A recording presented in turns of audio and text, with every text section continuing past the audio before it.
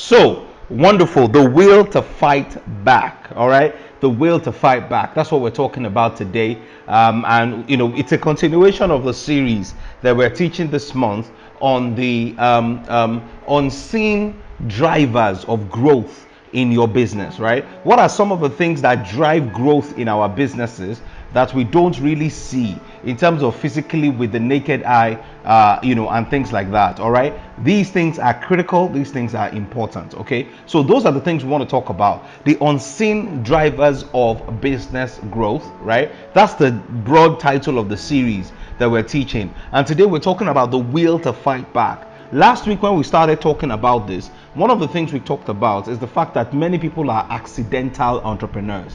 What that means is that they become entrepreneurs not necessarily because that has been their lifelong dream and ambition, but they become entrepreneurs because the economy that they live in is such that things are very hard, things are very difficult, and so for them to make ends meet, they have to become entrepreneurs. They have to become people who are helping their families through the businesses that they are doing. And one of the things that we said is that it is very, very important that no matter how you entered business, how you entered business is not as important as what you are doing in business today. I'll say that again.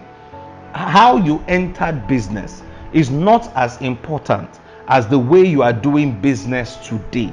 What you are doing today is more important than how you entered. No matter what has happened, the point is this: you are now in business. Now that you are in business, what is it that you must do and how must you succeed? There are rules of engagement in business. There are rules of and the ways that we engage to ensure we deliver results. Life is not a respecter of the reason why you entered business. Life only respects that you are able to give it what it demands to get out of it what it requires. So let me say that again. The fact that you stumbled into business is not respected by life, neither is it respected by business.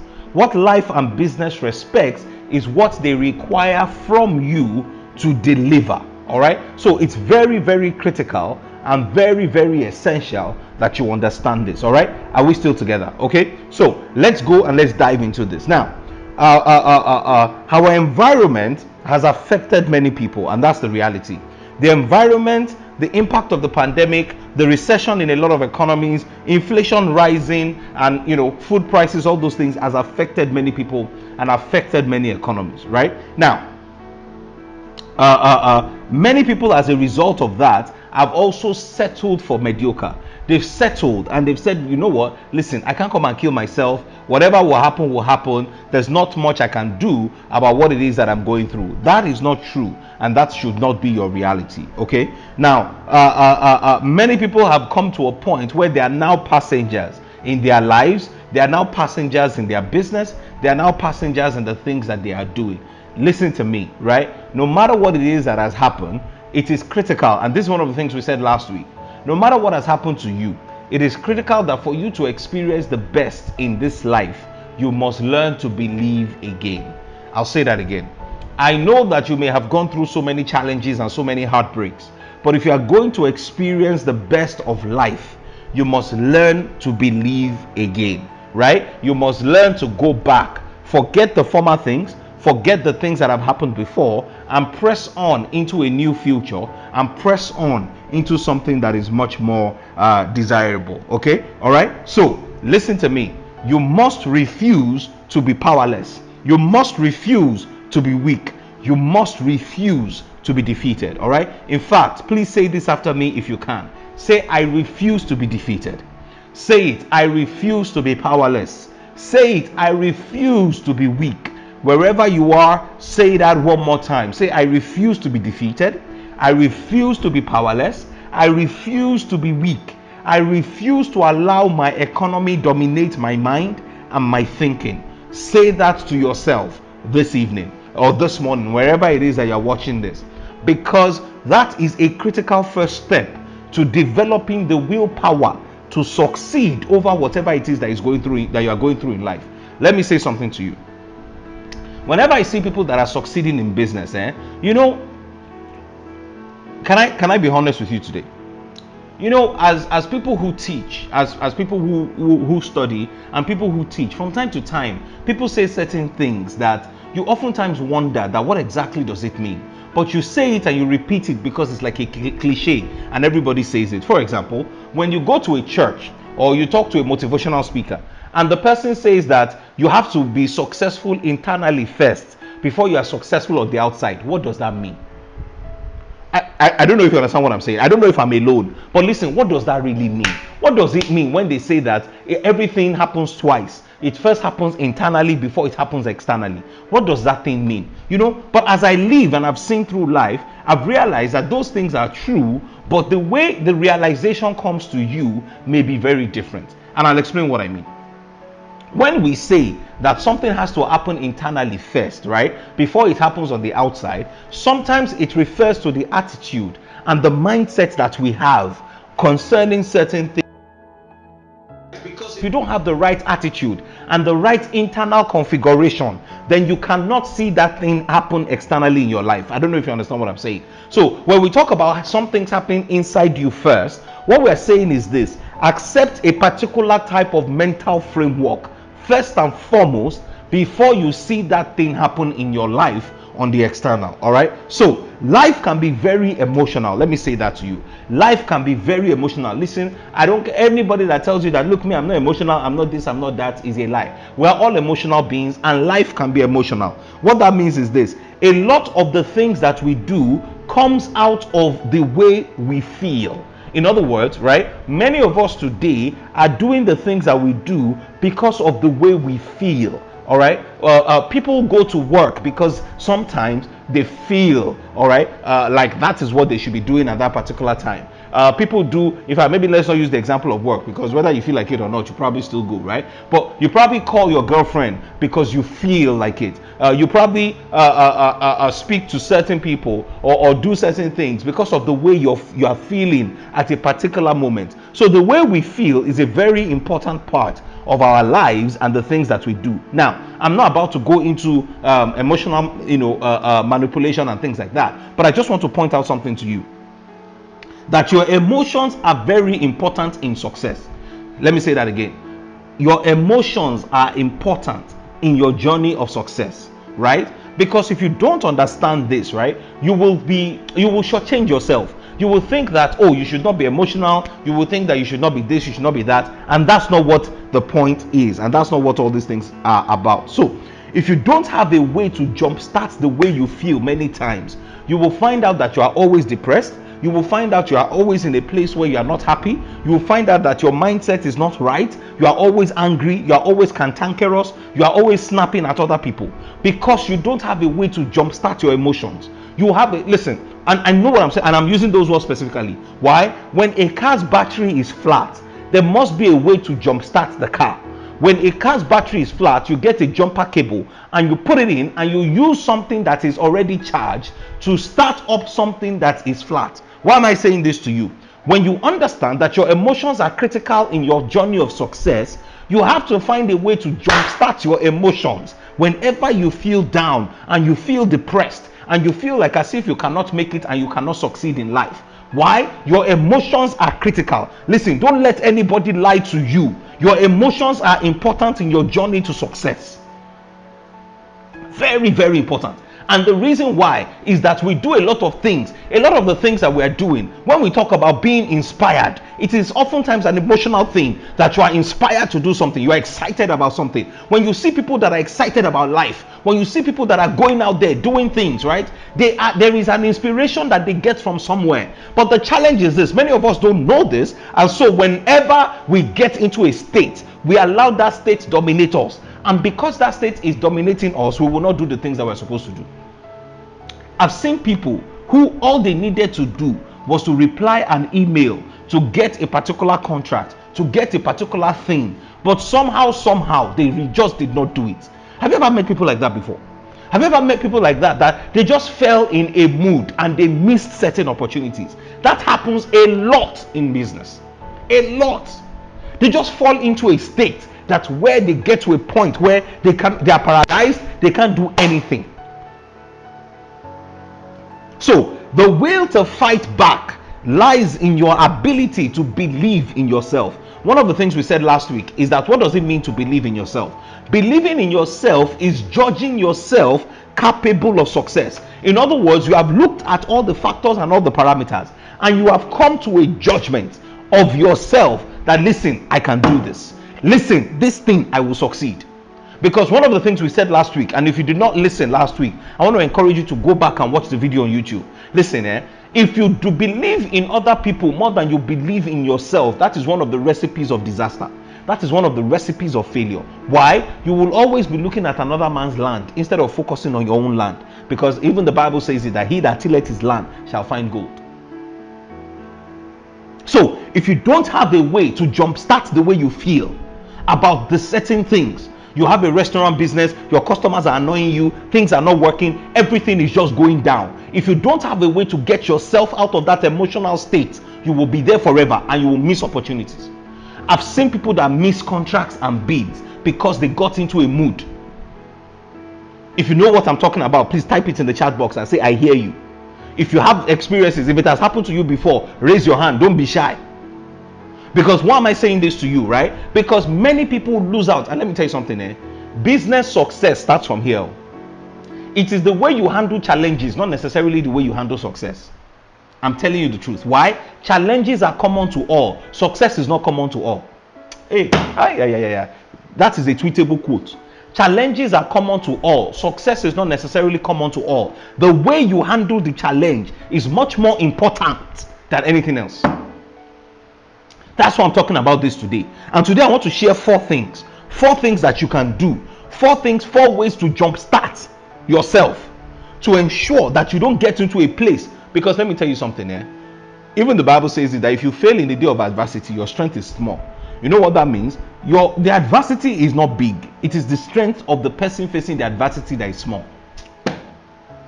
Whatever your challenge is, if that challenge can come to you, you have the ability to overcome it. But when your strength is small, that challenge will overcome you. Do you understand what I'm saying today? If whatever comes across your way in this life, you have the ability to overcome it. But when that thing begins to overcome you, then it is your strength that is small. It is your capacity that has not been developed. And one of the biggest areas where we don't build capacity is emotional capacity.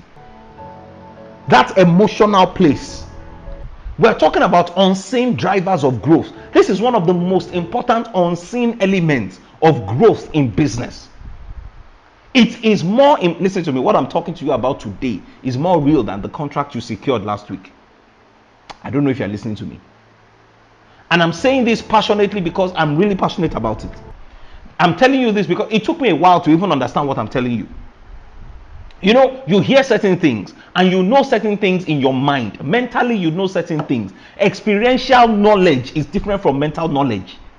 Experiential knowledge is far different from mental knowledge. That's why I'm taking the time to talk about these drivers.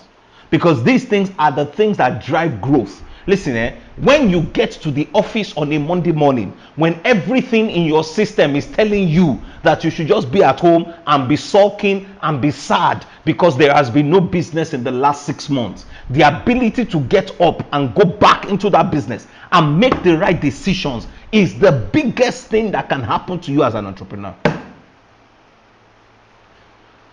The ability to go into your business where things have not worked and you have not made one single sale in the last 1 year, to go back in there and say this thing, say you are going to succeed. That thing that nobody teaches you in any school. No school can teach you. Emotional resilience, bounce back ability, nobody can teach you that. So let's get into this very quickly. All right, my time, this is what happened last week and I didn't get into it. All right, so let's get into this. How do you perpetually stay in the place of self-belief?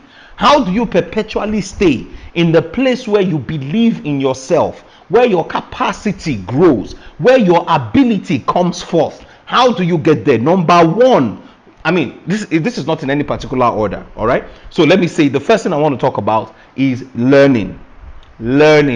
Please type it in the chat box. Learning. And I'm asking you to type it because I want to be sure that you heard me right, right? Learning, Learning, learning. Why is learning important? Learning about what you do, right? In other words, increasing your competency and your ability to answer questions that your business throws at you.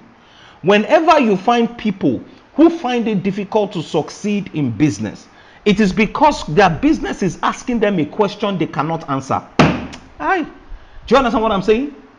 Learning helps you answer questions in your business that you did not know answers to. So, what does learning mean, right? It means that you are reading. It means that you are watching videos. You are interviewing people who have gone ahead of you in that particular area. Listen, the more knowledge you have about what you are doing, the more confident you are in that thing. Is that true? Is that true? The more you know about your business, the more your confidence grows. I don't know if you understand what I'm saying. Are you with me today? All right. So the more you learn, the more your confidence grows. If you run a restaurant business, listen to me and let me tell you something. If you run a restaurant business, go and look for somebody else who runs a similar business and find out how you can learn. See, and one of the things I discovered about great people is that they are always asking fantastic questions, right? That questions that normally that someone like me, I would have thought about it. That what's your business? Why would you want to ask that kind of question? I heard somebody ask somebody else one day, somebody did something the other day. He said, what's your secret to success? How do you tell somebody your secret to success? How do you do that? But people do that. So the more you know, the more confident you are in your ability and your capacity to deliver.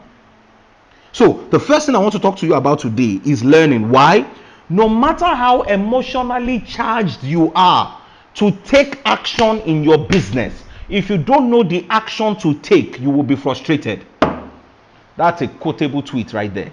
No matter how charged you are in your business to take action, no matter how inspired you are to do something, if you don't know what to do, that your inspiration will turn to frustration.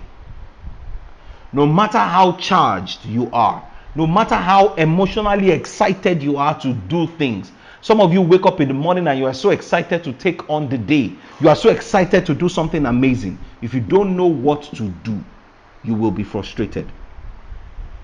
If you understand what I'm talking about, put it there. Say, I hear you. And it's important because of the second thing I want to talk about. Because the second thing, in terms of job starting your emotions and increasing your capacity for self-belief, right, is finding the emotional jump starter that works for you part-time. Finding the emotional jump starter that works for you part-time. That's the second thing. The first thing I've talked about is learning, watching videos, listening to people, learning about what you are doing, learning from those that have gone ahead of you.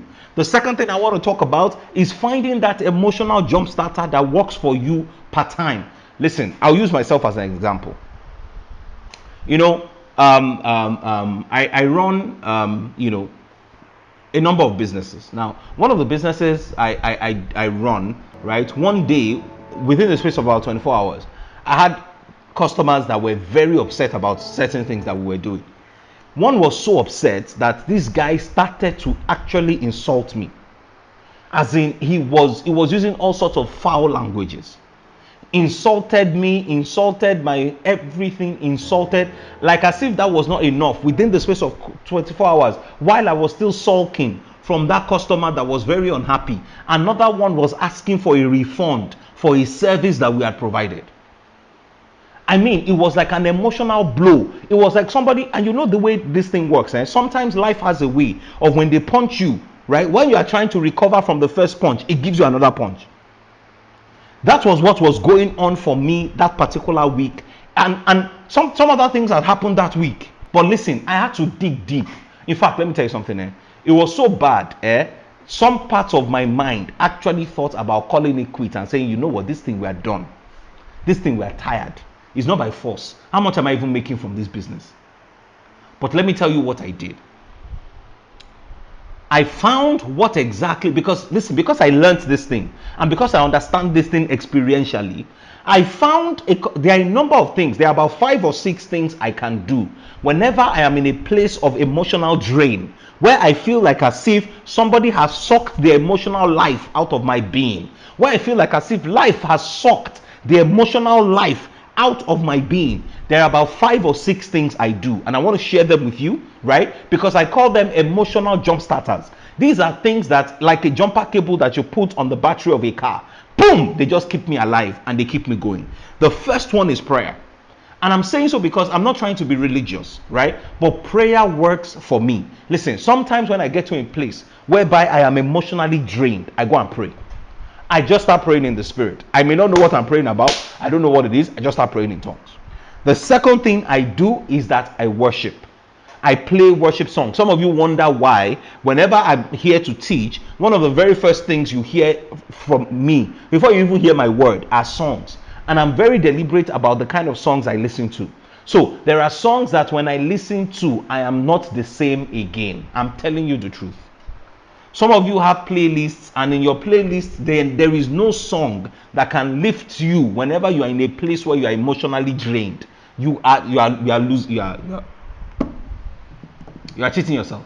I have songs that I play. I have worship that I get involved with.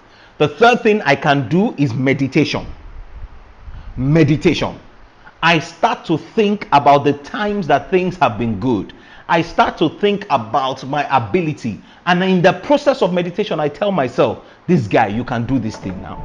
This guy, you are not as bad as people think. Look at this that happened in the past. Look at this that happened in the past. Look at this that happened in the past. You cannot allow a blip determine your future. I think it was Tony Elumelu that I heard say something. Never make a long-term decision based on a short-term event.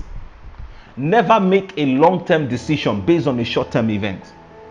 That's one of the things that I do. So somebody says, how do I meditate? I sit down. Literally, I sit down and deliberately I choose my thoughts. Did you hear what I said? I choose my thoughts. I choose the things to think about. Listen, at that time may not be the time to think about breakfast. It may not be the time to think about what is going to happen to your next customer. At that time, shut down your phone, shut down whatever. Think about the customers that are giving you great reviews. Think about the customers that have been happy about your business and meditate on them and say, Oga, if this customer said this about you, you are not that bad. Those are some of the things I do. The fourth thing I can do is motivational videos and quotes. Listen to me. Some of you don't like motivational speakers. It's because you don't understand their role in your life. That's why many people don't like them. They don't like them because they think that motivational speakers get them to do what they should not be doing. That you are mistaken and you have misused the things that motivational speakers provide. Listen to me. I listen to motivational people. Right now, a lot of my some of the people that I listen to, right, I don't listen to them that many, right, but I listen. In fact, I listen and I read quotes more than I watch or listen to motivational videos, right? There are some preachers, listen, because I'm a Christian, I love God's word. I love the Bible. Listen, I can read the Bible and all by myself I am excited. There are people that I listen to when I am feeling emotionally drained. Bishop T.D. Jakes is one of them. I may not listen to his entire sermon. I just need a 7-minute talk or a 3-minute talk that Bishop will do. And in that 3 minutes, my emotions get back in check. They get in line. Some of you listen because you think that they are there to hype you. Whether you call it hype or you call it whatever, I don't care what you call it. And I'm saying so because I've seen a lot of attack on motivational speakers, and you refuse to understand the role that they play in your lives. Listen to me. There are some words that if I tell myself or I listen to, I am changed. You know, Winston Churchill gave a speech one time when Hitler was attacking Great Britain. I can never listen. I don't know the entire speech, but the last part of that speech is what I remember all the time. He says, let us therefore hold ourselves and gird ourselves, because if the Commonwealth of England would last for 1,000 years, men will still say that this was their finest hour. Listen, whenever I hear that, no matter what I'm going through, I tell myself, I say, this is my finest hour. This is my finest hour. This is the best place to be at this time. This is where I should be. This is where I ought to be. From this place forward, it is on to bigger things. It is on to greater things. I am in my finest hour. My better days are ahead of me, not behind me. I feel like I'm already getting into my mood. Some of you can tell already that these are words that stir me up. Find those words for yourself. Theodore Roosevelt said certain things. You need to go and Google it. Google man in the arena. These are things that I listen to. And listen, I am inspired. I am inspired. It says the credit goes to the man in the arena, who his face is marred with sweat and blood. Credit does not go to the coward who stands on the sidelines and begins to criticize the man in the arena. It is the man in the arena that we should give all the credit to. His face is scarred with sweat and blood, but his soul will never be with those who do not know what it means to taste victory or defeat. Kai. Listen, when I hear these words, I'm inspired. No matter where my emotions are, I'm aligned. I say thank you. I'm ready to take on the world. I'm telling you the truth. See, imagine you go to work every day excited like this. Imagine you go into your business every day excited like this. Listen, fresh ideas will come out. Creative juices will flow from your system. And these are the things that work for me. You need to find what works for you. But these are the things that work for me. I pray, I worship, I meditate, I listen to preachers, I listen to TD Jakes, I watch motivational speeches online. Wow, my time has gone. Lord. Let me run. Number 3, what is the third thing that you can do to stay in the place of perpetual self-belief? Number 3, avoid negative narrative. Avoid negative narrative. Listen, the things we tell ourselves are the things that empowers us or disempowers us. The things we tell ourselves are the things that either empower us or disempower us. You know, I heard Selma Hayek, right? She's an actress. She said something. She said, listen, if I insult you in a language that you don't understand, it makes absolutely no difference to you. Do you agree with me? If somebody starts speaking Spanish now and you have no understanding of Spanish whatsoever, and they are insulting your daddy, your mother, they are insulting everybody in your family, listen to me, at some point you begin to laugh because the way they are speaking is making you, is funny. What was she saying? It is the words, the meaning we have given to certain words that empower those things over us or disempowers us concerning those things. Avoid negative narratives. Avoid negative narratives. So for example, you know, when you say something like, you know, and I was sharing this example before, I've shared this example before. One day I was driving to work on a Monday morning and I saw an accident on the side of the road. And then in my mind, something said to me that, can you imagine, accident on a Monday morning? And then I felt God's spirit just correct me and say, listen, when is an accident good? The answer is never. An accident is not good on Monday, Tuesday, Wednesday, Thursday, Friday, Saturday, or Sunday. An accident is not good. But when you say that, can you imagine this accident on a Monday morning, that on the Monday morning narrative aggravates the situation. Do you understand what I'm saying? Do you understand what I'm saying? Please, if you understand me, say, I hear you, I hear you. That narrative aggravates the situation. For example, when somebody says, I'm not married at 45, listen, you were not married at 35. That was still not a pleasant situation. Why must you aggravate the situation by adding the fact that I'm not married at 45? Do you understand what I'm saying? You have added a narrative that makes that thing more negative than it should be.